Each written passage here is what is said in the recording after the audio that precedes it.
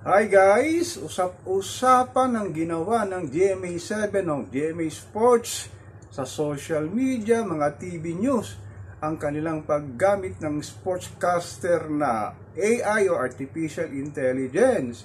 Marami ang nangamba, lalo na yung mga legit na sportscaster na mawawala na sila ng trabaho sa paggamit ng GMA7 ng AI o Artificial Intelligence dito sa bayan ni Wampasan Cruz. Sa bagay, nangyayari na rin ito sa TVJ o EAT o EAT, gumagamit na rin sila ng AI o Artificial Intelligence sa pamamagitan ni Helen at saka nung tatay niya si Papa Ethan. So actually sa ibang bansa, sa Singapore, Canada, gumagamit na rin sila ng AI sa kanilang mga airport. Ano bang implikasyon nito lalo na sa ating bayan ni Wampasan Cruz? Ang sabi ng mga netizen isa-isang threat lalo na sa mga manggagawang Pinoy na darating ang araw ay artificial intelligence na ang gagamitin at mawawala ng trabaho si Wampasan Cruz. Nakakalungkot lang sa advance ng sensya ngayon. Ito ng artificial intelligence ay ginagamit na. Samantalang nung nakaraang panahon o dekada, makikita lang natin ang AI sa mga pelikula. Pero ngayon, nakikita na natin up close at personal ng mga gumagamit na ito ng artificial intelligence. Kaya lang talaga ang implikasyon nito ay talagang mawawala ng trabaho si Wampasan Cruz sa hinaharap. So anong dapat natin gawin dito?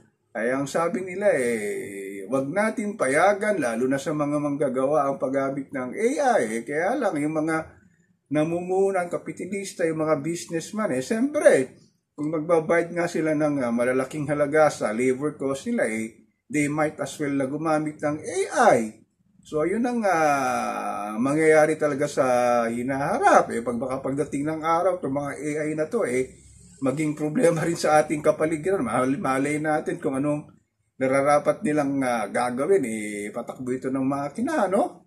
So, yun ang usap-usapan ng mga netizens sa social media na hanggat maaari, wag tayong tumangkilik sa mga AI na to. Pero nakikita naman natin sa programa ng TVJ at saka ng yung kanilang EAT, talagang pasok sa panlasa ng masa yung pagkikipag-usap nila dito sa mga AI, particularly si Helen at si Papa Ethan, na ginagamit nila sa pakikipag-talastasan o makipag-usap. Actually, marunong pa nga mag-joke to mga itong AI na ginagamit ng TVJ.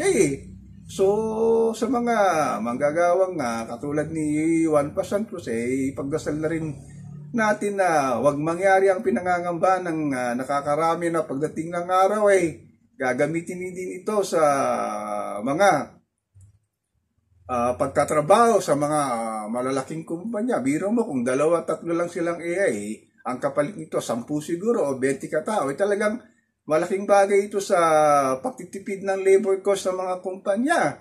Lalo lang sa paliparan kung gagamitin ito sa mga immigration, siyempre kung nakaprogram ito ng maganda, hindi na sila gagamit katulad sa immigration natin na mga walang ginawa kundi tawag dito magnakaw at humingi ng tongpats sa mga pasahero papunta at palabas ng Pilipinas. So may advantage din to, pero may disadvantage yung sa mga sinasabi ng netizen na hanggat maaari, huwag tayong gagamit ng AI para sa mga manggagawang katulad ni Wampasan Cruz. So ang aking channel si Papa Ken, patuloy tayong magmimiro na magmamachat kung saan patutungo itong paggamit ng artificial intelligence dito sa ating bayan ni Wampasan Cruz.